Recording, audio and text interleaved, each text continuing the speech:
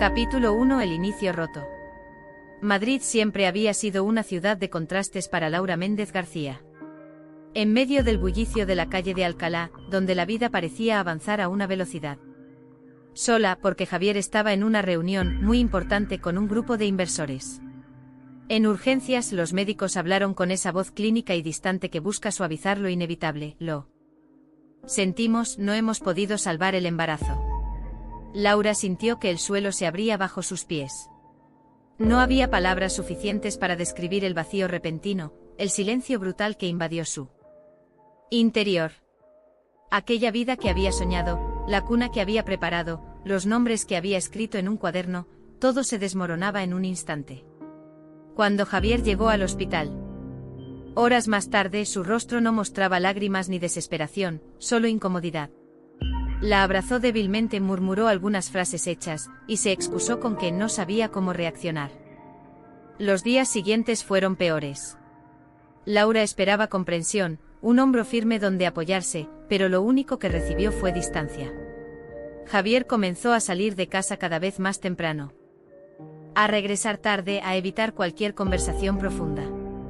La pérdida parecía ser solo suya, como si el hijo que ambos esperaban hubiera existido únicamente en su cuerpo y en su corazón. Una noche. Apenas 2 semanas después de la tragedia, Javier la enfrentó en la cocina. Con la voz fría, le dijo que necesitaba espacio, que no podía seguir con una mujer hundida en la tristeza. Que la relación no tenía futuro. Laura, aún débil, aún sangrando físicamente y con el alma rota, escuchó cómo su esposo, el hombre que había jurado permanecer en la salud y en la enfermedad, la abandonaba sin mirar atrás. Ese fue el inicio roto de su vida adulta. No solo perdió a su hijo, sino también a la pareja que debía sostenerla. De un día para otro se encontró sola en un apartamento. Lleno de recuerdos que ahora dolían. La ropa de bebé guardada en bolsas, los mensajes de felicitaciones que aún llegaban de familiares despistados, los sueños dibujados en las paredes se convirtieron en cuchillas invisibles. Laura intentó ser fuerte. Salía a caminar por el Retiro con la intención de respirar aire fresco, pero cada cochecito de bebé que pasaba a su lado la hacía sentir que el mundo se burlaba de ella. Intentó escribir artículos, pero las palabras parecían perder sentido. El teclado del ordenador se llenó de borradores sin terminar, de frases interrumpidas por lágrimas. La soledad era un animal voraz. Sus amigas la llamaban, intentaban visitarla, pero Laura se aislaba cada vez más. No quería ser la mujer abandonada, no quería dar explicaciones ni despertar compasión. Por eso, decidió guardar silencio. Con el tiempo aprendió a responder con evasivas: estamos pasando un mal momento, necesitamos distancia, prefiero no hablar de eso. Esa máscara de normalidad se convirtió en su escudo, aunque por dentro se consumiera. En medio de la oscuridad, hubo pequeñas luces. Una tarde, mientras recogía sus cosas, encontró un cuaderno en blanco. Decidió llenarlo con cartas dirigidas al hijo que nunca conoció. En esas páginas volcó su amor, su dolor, su frustración, todo lo que no podía compartir con nadie más. Escribir se convirtió en su refugio, en la forma de mantener viva una presencia que ya no estaba. Poco a poco comprendió que sobrevivir no era olvidar, sino aprender a cargar con el peso de la ausencia. Y aunque la cicatriz seguía abierta, dentro de ella comenzaba a gestarse una nueva fuerza, la certeza de que, a pesar del abandono, a pesar de la injusticia, tenía derecho a contar su historia. Ese derecho, sin embargo, tardaría en ejercerse. Por el momento, Laura seguía callada, caminando cada día hacia un futuro incierto, pero con la semilla de una voz que un día exigiría ser escuchada. El inicio roto no fue el final, sino el prólogo de una batalla más grande. Una batalla que aún no imaginaba, pero que la enfrentaría al pasado con una valentía que solo el dolor más profundo puede forjar. Capítulo 2. El abandono. El silencio en el apartamento se volvió insoportable. Laura despertaba cada mañana con la sensación de que alguien le había arrebatado no solo a su hijo, sino también el aire. El espacio que antes compartía con Javier ahora era un campo minado de recuerdos: la taza que él usaba para el café, la chaqueta olvidada en el perchero, los papeles con anotaciones de proyectos que nunca llegaron a nada. Todo era una provocación constante, un recordatorio cruel de la vida que se había derrumbado.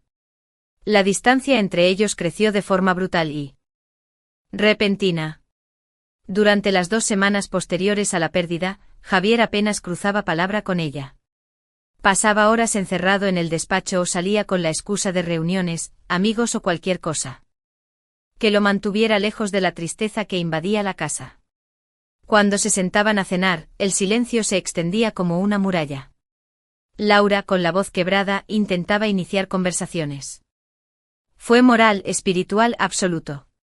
El aislamiento forzado. La noticia corrió rápido en el círculo más cercano.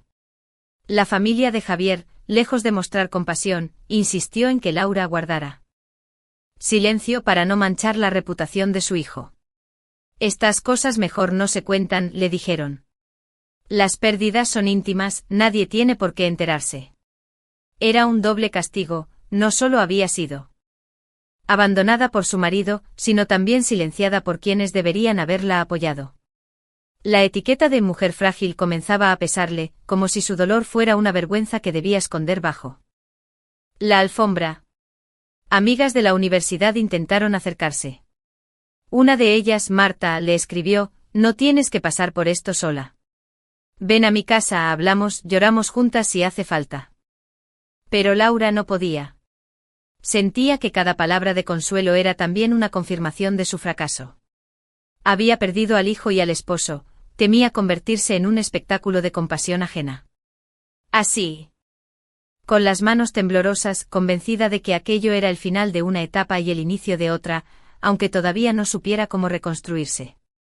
La rabia y la tristeza convivían dentro de ella, mezcladas en una espiral de noches sin dormir y días sin rumbo. Poco a poco comenzó a escribir de nuevo. Al principio eran solo líneas cortas, pensamientos dispersos, pero luego se transformaron en artículos publicados bajo seudónimo en revistas digitales. Escribía sobre la resiliencia, sobre la pérdida, sobre la necesidad de hablar de lo que duele. Sin embargo, en ninguno de esos textos mencionaba a Javier. Era como si aún le costara nombrar la traición. El contraste brutal. Mientras Laura intentaba rehacer su vida en silencio, Javier reapareció en redes sociales con un brillo insólito. Fotos suyas en conferencias, vídeos motivacionales, frases como "el amor todo lo cura" o "las parejas felices se construyen con paciencia" e inundaban sus perfiles. Laura, al ver aquello por primera vez, sintió una punzada en el estómago. ¿Cómo podía hablar de paciencia el mismo hombre que no esperó ni un mes después de la pérdida para abandonarla? ¿Cómo podía erigirse en gurú del amor? ¿Alguien que huyó cuando más lo necesitaban? El abandono no solo había sido personal, ahora era también público.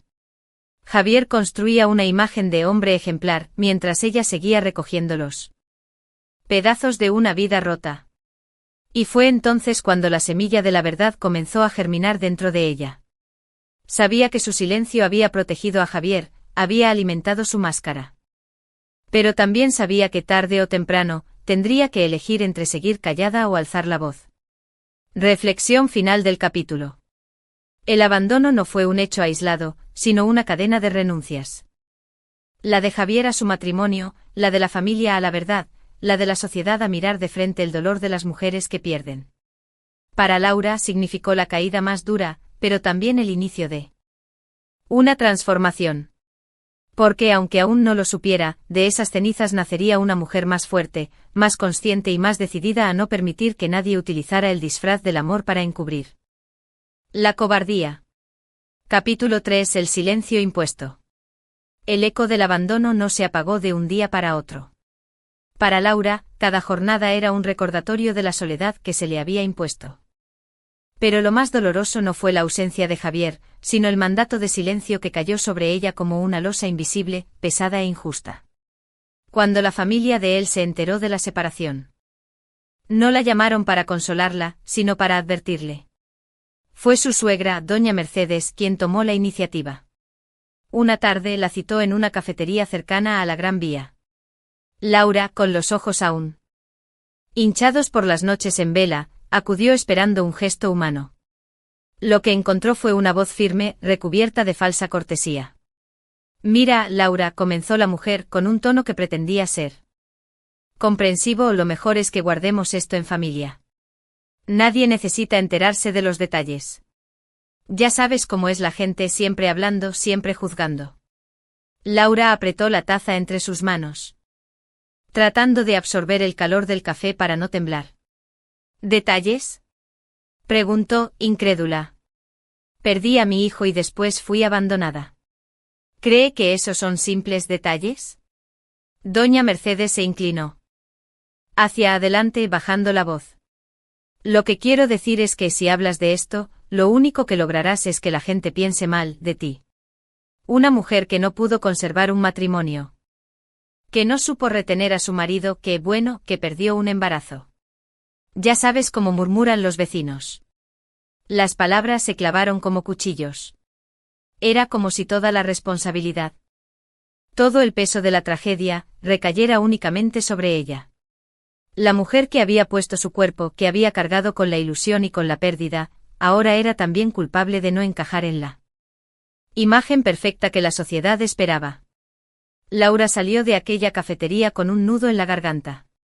No lloró frente a su suegra, pero al llegar a casa las lágrimas brotaron sin control. Se sintió condenada a un silencio humillante, un silencio que no era suyo, sino impuesto por los demás para proteger reputaciones ajenas. La complicidad del entorno.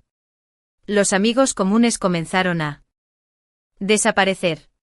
Al principio hubo mensajes de ¿cómo estás?, cuenta conmigo, pero poco a poco se diluyeron. Algunos evitaban el tema, otros repetían frases vacías como todo pasa por algo o la vida sigue. El mensaje implícito era el mismo, mejor no remover el dolor, mejor no incomodar con verdades. Incluso en su propio entorno laboral, Laura sintió el peso del estigma. Cuando intentaba proponer artículos sobre la maternidad interrumpida, la pérdida gestacional o el abandono conyugal, los editores respondían con evasivas. Es un tema delicado, Laura. Mejor busca algo más ligero. Más vendible. Era otra forma de censura, menos explícita pero igualmente hiriente. El peso del secreto. Para no cargar a sus padres, que vivían en un pequeño pueblo de Castilla-La Mancha, con él. Dolor completo, Laura maquillaba la realidad cada vez que los llamaba. Estoy bien, mamá, decía, esforzándose por sonar convincente. Solo estoy trabajando mucho. Su madre, que intuía la verdad detrás de las palabras, le respondía con silencio. Era un silencio diferente, un silencio lleno de amor y de impotencia. Así, Laura quedó atrapada entre dos silencios, el impuesto por la familia de Javier, que exigía ocultar la verdad para preservar apariencias, y el suyo propio, nacido del miedo a preocupar a los que quería. Ese doble silencio se convirtió en un muro que la aislaba del mundo, envenenando cada rincón de su vida. La somatización del dolor. La represión emocional comenzó a manifestarse en su cuerpo. Dolores de cabeza constantes, insomnio, pérdida de peso. Había noches en las que despertaba sobresaltada, convencida de escuchar el llanto de un bebé que nunca existió. Otras veces soñaba con Javier cerrando la puerta una y otra vez, dejando tras de sí un eco interminable. Fue su amiga Marta quien finalmente la enfrentó. Laura, este silencio te está matando. No puedes cargar sola con todo. Pero Laura negaba con la cabeza. Si hablo, me destruirán. Dirán que soy una resentida, una loca. No lo soportaría. La vergüenza se había incrustado en sus huesos, disfrazada de prudencia. La escritura como desahogo. En ese contexto, el único lugar donde Laura se permitía romper el silencio era en sus cuadernos. Cada noche escribía sin filtros. No pensaba en lectores, ni en juicios, ni en ventas. Era un diálogo íntimo con su hijo perdido, con la Laura que había quedado atrapada en la habitación del hospital, con la mujer que aún lloraba en secreto. En esas páginas confesaba todo lo que callaba al mundo, el dolor de ver a Javier rehacer su imagen. La rabia contra quienes la silenciaban, el miedo a volverse invisible. La escritura se convirtió en una resistencia silenciosa, en la prueba de que su verdad existía aunque nadie quisiera escucharla. El germen de la rebelión. Con el tiempo esa práctica nocturna fue transformando algo en su interior. Si al principio escribía para no ahogarse, después empezó a sentir que aquellas palabras podrían tener un sentido mayor. ¿Cuántas mujeres, pensaba, estarían pasando por lo mismo? ¿Cuántas habrían sido silenciadas, culpabilizadas, abandonadas? La semilla de una rebelión comenzaba a germinar en su pecho. No era todavía una decisión consciente, pero ya estaba ahí, latiendo. Porque aunque el silencio impuesto la había aprisionado durante meses, Laura empezaba a comprender que su voz tenía un valor, que su historia podía ser más fuerte que las apariencias que otros intentaban preservar. Reflexión final del capítulo. El silencio impuesto fue la segunda pérdida de Laura.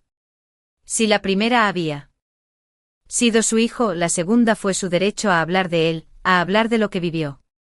Pero bajo esa opresión, bajo esa mordaza social y familiar, también se forjó su determinación. Era solo cuestión de tiempo para que rompiera las cadenas del silencio. Y cuando lo hiciera, nadie estaría preparado para la verdad que llevaba años guardando. Capítulo 4. La reconstrucción.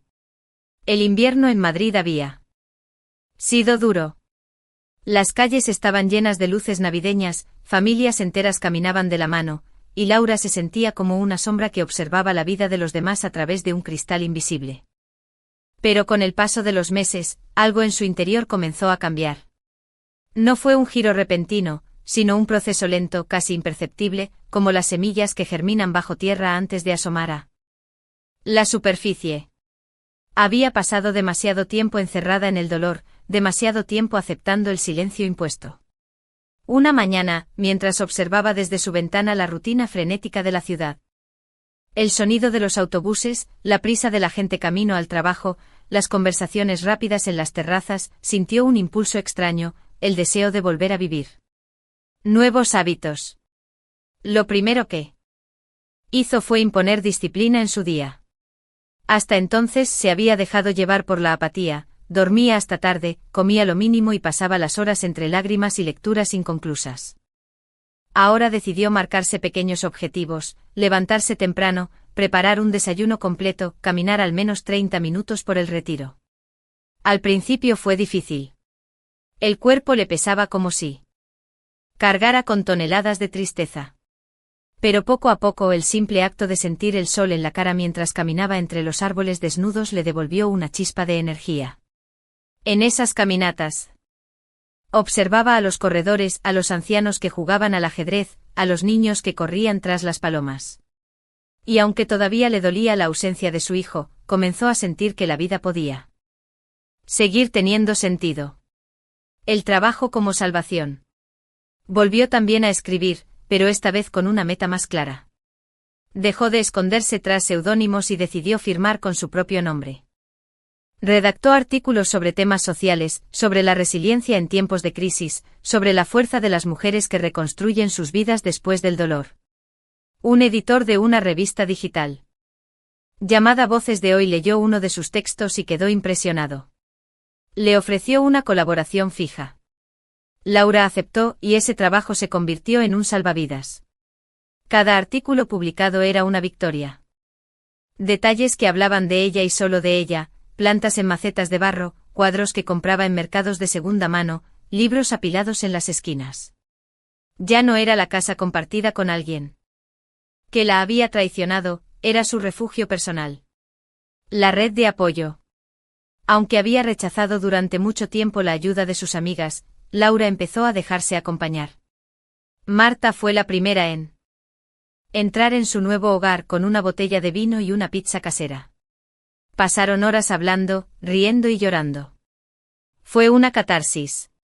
Después se animó a retomar contacto con otras personas. Incluso a participar en grupos de lectura y talleres de escritura en centros culturales de Madrid. Allí conoció a mujeres y hombres con historias de vida muy diferentes, pero todos cargaban cicatrices invisibles. Esas conversaciones le devolvieron la fe en la humanidad. Descubrió que compartir no debilitaba, sino que fortalecía. Cada vez que alguien le contaba una experiencia de pérdida o de superación, Laura sentía que el muro que la aislaba se desmoronaba un poco más. La aceptación del duelo. El paso más difícil fue aceptar la pérdida de su hijo. Durante mucho tiempo, evitaba pensar en él porque el dolor era insoportable. Pero en su nuevo proceso de reconstrucción, comprendió que no podía sanar sin reconocer esa ausencia.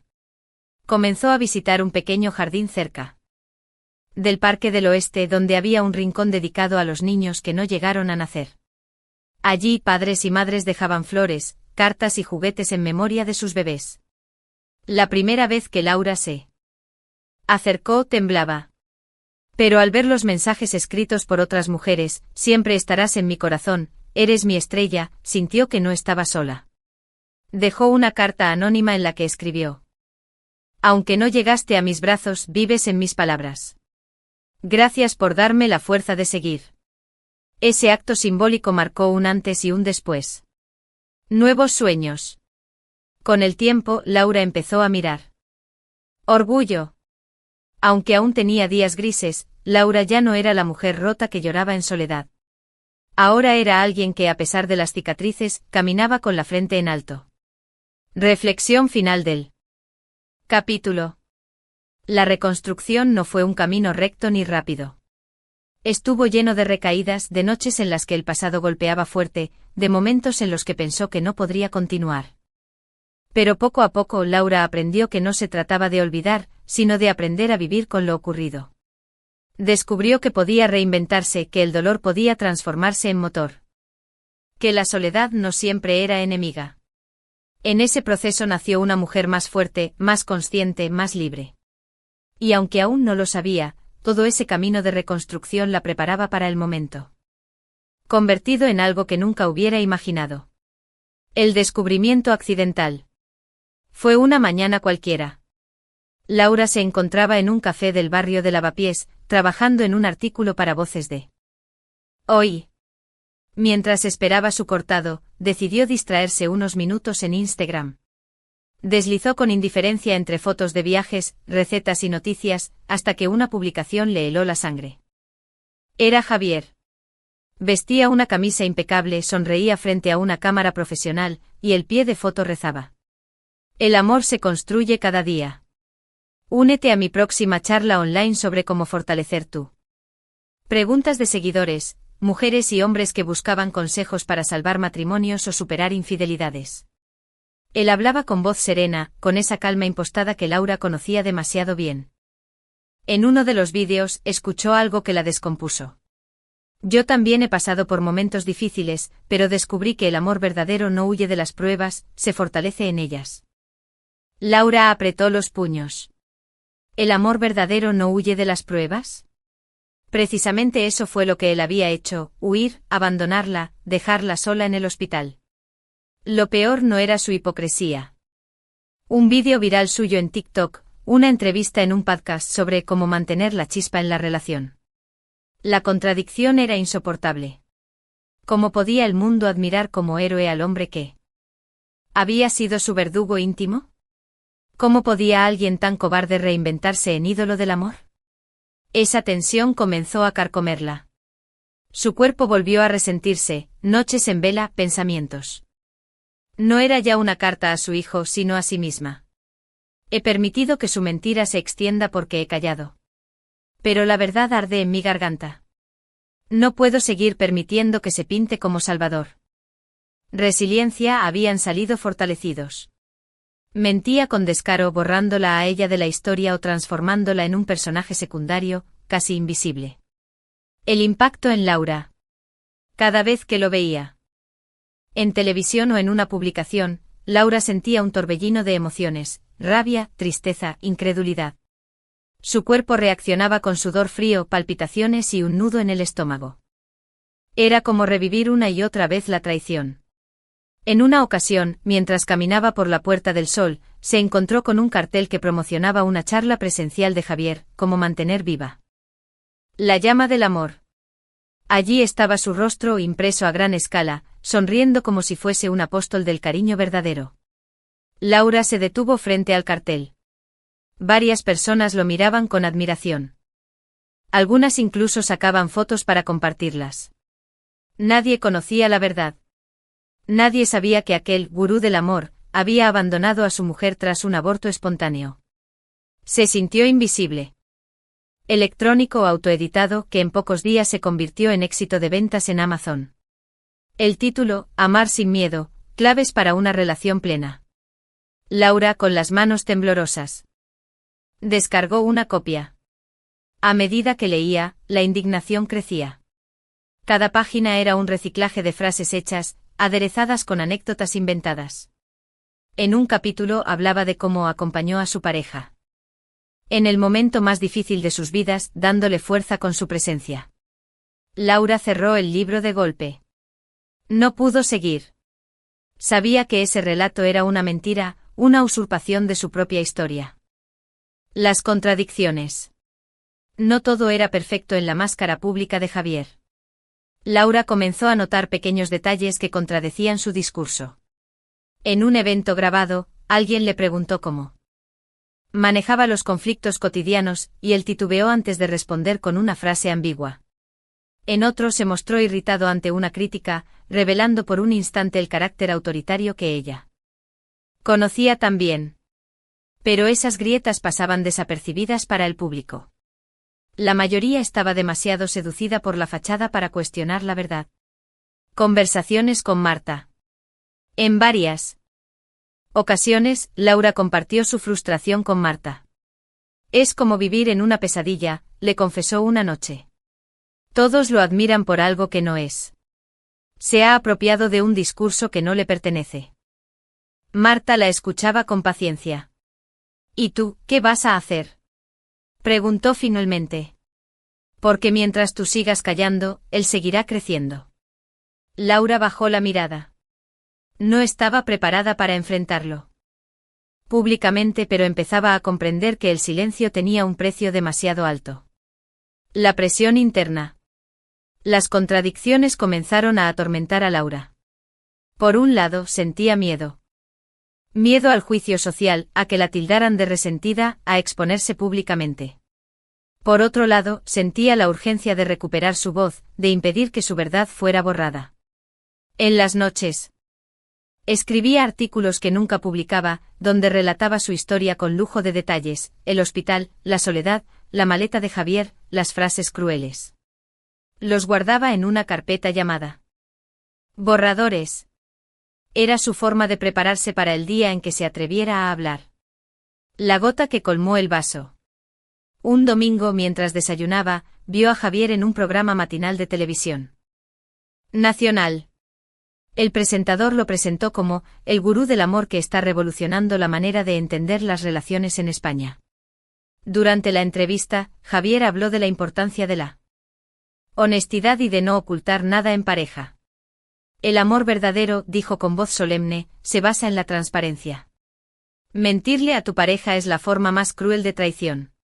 Laura soltó una carcajada. Pasado. El eco del pasado tiene una manera cruel de regresar cuando menos se lo espera. Para Laura, esos ecos aparecían en los rincones más insospechados, una frase escuchada al azar en el metro. La risa de un niño en la calle, el olor a desinfectante que se escapaba de un hospital cercano.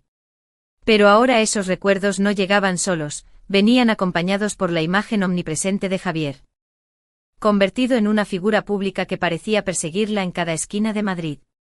La ciudad como espejo. Cierta mañana, mientras caminaba por la Plaza de España rumbo a una reunión editorial, Laura se detuvo frente a una librería. En el escaparate entre novelas y ensayos, brillaba una portada que le resultaba insoportablemente familiar: Amar sin miedo, el libro de Javier. La fotografía de su rostro sonriente y seguro ocupaba casi toda la cubierta. Laura sintió que las piernas le flaqueaban. La librería estaba llena de personas hojeando libros, algunas señalaban precisamente el ejemplar de Javier. Una pareja joven lo sostuvo entre sus manos, comentando lo inspirador que parecía. Laura tuvo que apartarse con la respiración entrecortada. Era como si Madrid, la ciudad en la que había decidido rehacer su vida, se hubiera convertido en un escenario donde su historia rota era explotada públicamente por él. Los recuerdos involuntarios. El eco del pasado se intensificaba con cada aparición mediática de Javier. Cuando lo veía hablar en televisión sobre la importancia de apoyar a la pareja en momentos difíciles, su mente viajaba inevitablemente al hospital donde había perdido a su hijo. Recordaba la frialdad de sus manos vacías, la cama metálica, la enfermera que le entregó la noticia con voz profesional. Y recordaba, sobre todo, la puerta cerrándose tras Javier la noche en que él decidió marcharse. El sonido de esa puerta era un eco eterno, un portazo que reverberaba en su memoria cada vez que él hablaba de compromiso y resiliencia. El pasado se había vuelto omnipresente, una sinfonía de recuerdos dolorosos amplificados por la mentira pública. La voz de los demás. No solo eran los recuerdos. Las personas a su alrededor, sin saberlo, reforzaban el eco. En una cena con colegas periodistas, uno de ellos comentó con entusiasmo: ¿habéis escuchado a ese tal Javier Torres? Está revolucionando el tema de la pareja en redes sociales. Quizás deberíamos invitarlo a escribir en la revista. Laura sintió que el vino se le atragantaba. Guardó silencio, bajó la mirada y apretó la servilleta entre las manos. Un recuerdo, era también la repetición constante de esa pregunta, ¿hablar o callar? Marta como espejo. Marta, su amiga, se convirtió en su confidente más fiel. Una tarde de lluvia, en el salón de su piso, Laura le confesó entre lágrimas: no soporto más ver su cara en todas partes. Es como si el mundo hubiera olvidado quién es realmente. Marta le tomó las manos y la miró con firmeza. El mundo nunca lo ha sabido, Laura. Solo tú conoces la verdad. Y mientras sigas callando, su versión seguirá siendo la única. Laura bajó la mirada. Pero tengo miedo. Claro que tienes miedo, respondió Marta. Pero el miedo no puede ser más grande que tu verdad. Esa conversación resonó en ella durante días.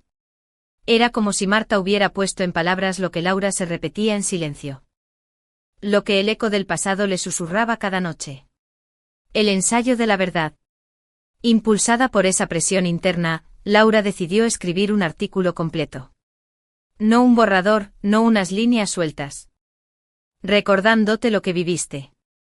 Pero también puede ser tu señal de que es hora de transformar ese recuerdo en algo distinto. Laura salió de la consulta con la idea de que quizás el eco no era solo un castigo, sino también un llamado. Reflexión final del capítulo. El eco del pasado acompañaba a Laura en cada paso, en la ciudad, en las conversaciones, en su propio cuerpo. Era doloroso, pero también inevitable. Sin embargo, comenzó a comprender que ese eco podía convertirse en su fuerza. Porque el pasado no puede cambiarse, pero sí puede contarse. Y mientras Javier lo manipulaba para construir una máscara pública, Laura tenía la posibilidad de revelar la verdad. Ese eco no iba a callar hasta que ella lo hiciera resonar en voz alta. Y sabía que el momento se acercaba. Capítulo 8. El dolor en la sombra. El eco del pasado había encendido en Laura la necesidad de hablar, pero entre ese impulso y la acción se alzaba un abismo. Cada día se debatía entre dos fuerzas opuestas, la urgencia de contar la verdad y el miedo paralizante a las consecuencias. En ese espacio intermedio, en esa lucha interna, se gestaba un dolor silencioso, un dolor en la sombra que se su verdad al mundo. Conversaciones con la terapeuta. En sus sesiones de terapia, Laura exploraba ese dilema. Su psicóloga la escuchaba atentamente y le preguntaba: ¿qué es lo peor que podría pasar si hablas? Laura cerraba los ojos y respondía: que nadie me crea. Que me llamen loca, resentida. Que él gane otra vez.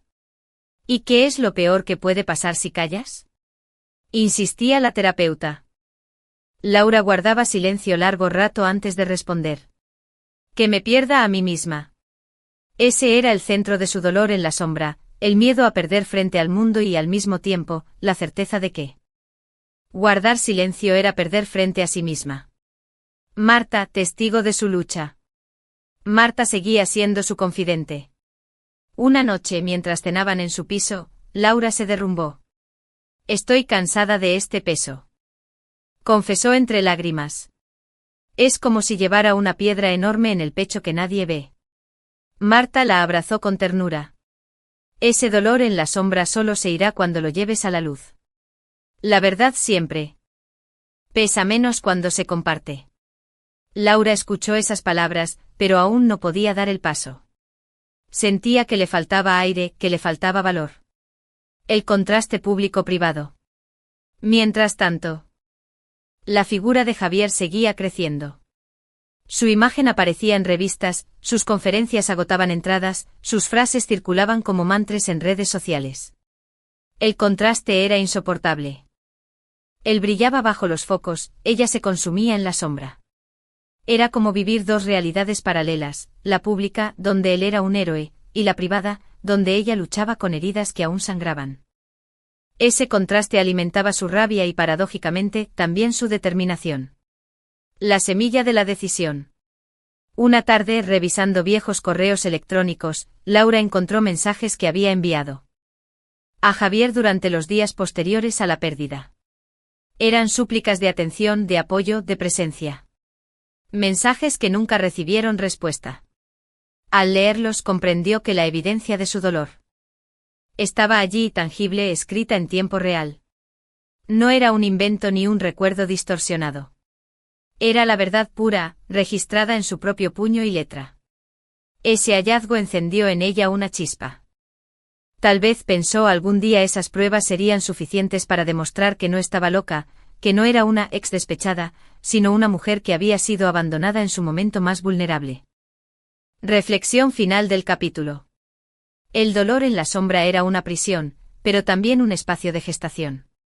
Allí, en medio del silencio y la soledad, Laura estaba cultivando la fuerza necesaria para permitiendo que su historia fuera distorsionada de esa manera. No podía dejar que Javier construyera su imperio de mentiras sobre las ruinas de su dolor. Ese día, al llegar a casa, se sentó frente al ordenador y abrió el archivo que había titulado meses atrás, La verdad que me arrebataron. La preparación interna. El texto estaba allí, esperándola. Relataba con crudeza lo que había vivido. La pérdida, el abandono, el silencio impuesto. Lo había escrito entre lágrimas, con miedo, pero ahora lo leyó con una claridad distinta. Ya no le parecía solo un desahogo personal, sino un testimonio necesario. Laura pasó horas corrigiendo, añadiendo detalles, ajustando frases. No lo hacía desde la rabia, sino desde la necesidad de precisión. Quería que cada palabra transmitiera la verdad. Desnuda, sin adornos ni exageraciones. Mientras editaba, sintió que recuperaba un poder que le había sido arrebatado. La escritura, que siempre había sido su refugio, ahora se convertía en su arma. La conversación con Marta. Esa misma noche llamó a Marta. Le pidió que viniera, necesitaba hablar cara a cara. Cuando Marta llegó encontró a Laura con los ojos rojos, pero con una firmeza nueva en la voz. He decidido hablar, dijo sin rodeos. Marta la observó en silencio como si quisiera medir la fuerza de esas palabras. ¿Estás segura?, preguntó finalmente. Sí, respondió Laura. Su voz tenía eco. El enfrentamiento inevitable. El impacto del artículo llegó más lejos de lo que esperaba. Un par de días después, recibió un correo de un periodista que trabajaba en un medio nacional. Había leído su texto y quería entrevistarla para hablar sobre el abandono en situaciones de duelo perinatal. Laura dudó. Aceptar significaba exponerse, dar un rostro y un nombre a la. Dudó un instante. El cursor parpadeaba como un corazón acelerado. Sintió miedo, pero también una fuerza interior que la empujaba hacia adelante. Finalmente, con un clic, su verdad salió a la luz. Medios digitales comenzaron a citar fragmentos, usuarios anónimos escribían comentarios de solidaridad, mujeres de diferentes partes de España compartían sus propias historias. Laura, en particular, la conmovió profundamente. Una mujer mayor le escribió: Perdí a mi hijo en 1978 y mi marido también me dejó sola. Nunca lo conté a nadie.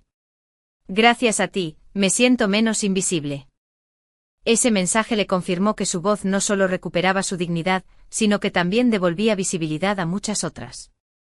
El contraataque de Javier. Como era de esperar, Javier reaccionó públicamente. En un directo de Instagram, con gesto solemne, dijo: sé que circulan historias malintencionadas que buscan manchar mi reputación.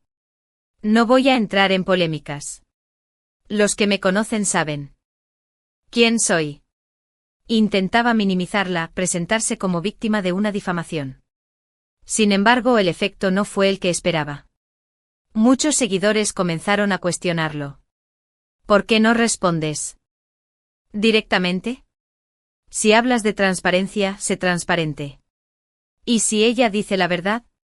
El muro de admiración ciega empezaba a agrietarse. La fuerza de la comunidad. Laura no estaba sola. Periodistas, colectivos feministas y asociaciones de apoyo al duelo gestacional la respaldaron públicamente.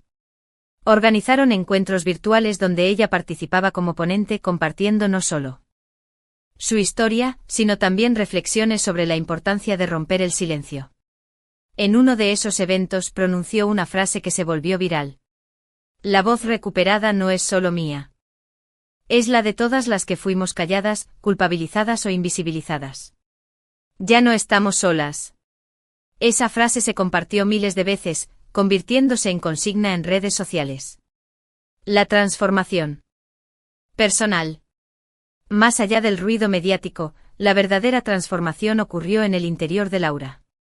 Por primera vez en años, podía mirarse al espejo sin sentir vergüenza ni culpa. Había pasado de ser la mujer abandonada en silencio a ser una mujer que narraba su verdad sin miedo. El insomnio comenzó a disminuir. Las noches seguían siendo difíciles, pero ya no estaban dominadas por la angustia, sino por la sensación de que había cumplido una misión.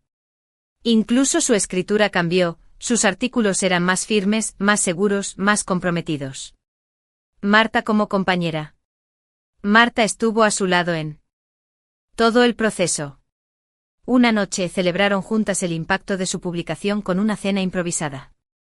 Marta levantó su copa y dijo: hoy brindamos por tu voz. Porque la recuperaste y con ella recuperaste tu vida.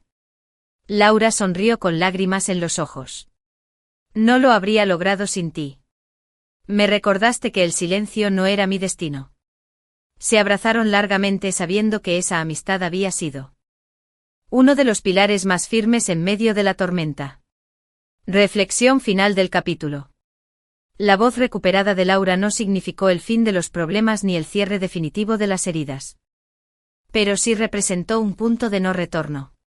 Había roto la cadena del silencio, había transformado su dolor en una fuerza colectiva, y había comenzado a desmantelar la máscara pública de Javier. Ahora entendía que recuperar la voz no era solo un acto personal, sino también político y social. Porque cada palabra suya abría espacio para otras verdades, para otras mujeres que aún vivían en la. Capítulo 1. El inicio roto. Madrid siempre había sido una ciudad de contrastes para Laura Méndez García. En medio del bullicio de la calle de Alcalá, donde la vida parecía avanzar a una velocidad. Sola, porque Javier estaba en una reunión muy importante con un grupo de inversores. En urgencias, los médicos hablaron con esa voz clínica y distante que busca suavizar lo inevitable. Lo sentimos, no hemos podido salvar el embarazo. Laura sintió que el suelo se abría bajo sus pies. No había palabras suficientes para describir el vacío repentino, el silencio brutal que invadió su interior. Aquella vida que había soñado, la cuna que había preparado, los nombres que había escrito en un cuaderno, todo se desmoronaba en un instante. Cuando Javier llegó al hospital. Horas más tarde, su rostro no mostraba lágrimas ni desesperación, solo incomodidad. La abrazó débilmente, murmuró algunas frases hechas, y se excusó con que no sabía cómo reaccionar. Los días siguientes fueron peores. Laura esperaba comprensión, un hombro firme donde apoyarse, pero lo único que recibió fue distancia. Javier comenzó a salir de casa cada vez más temprano. A regresar tarde, a evitar cualquier conversación profunda. La pérdida parecía ser solo suya, como si el hijo que ambos esperaban hubiera existido únicamente en su cuerpo y en su corazón. Una noche. Apenas 2 semanas después de la tragedia, Javier la enfrentó en la cocina.